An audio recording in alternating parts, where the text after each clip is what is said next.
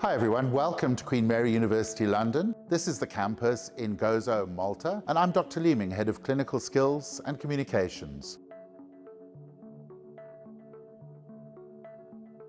Here we are in the Clinical Skills Suite, and as you see, it's very bright, it's very modern, and we have all the equipment you could possibly need. We have Dr. Heidi Bauern and Dr. Adriano Buontempo. They're demonstrating the skill of inserting a nasogastric tube. We teach the process, then we bring the students up here and they come and learn the practical side of clinical skills. Once they've learnt it, we suggest that they teach others how to do the same process, and it's a passing on of knowledge which we think is rather important. We have higher years who come in and help the earlier years to develop their skills, which is also an ongoing process of learning and sharing learning. We like to teach our students a number of technical skills that are very useful in the hospital setting. We have Dr. Olivia Grant here demonstrating how to do an ECG. We have the monitor on the side here, which is live so we can see what's happening.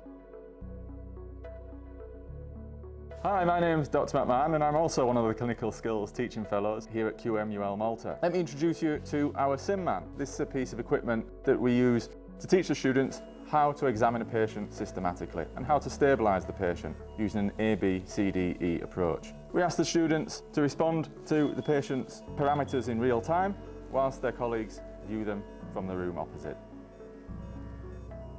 By the time you leave us, you'll feel quite comfortable dealing with this skill and interpreting the data.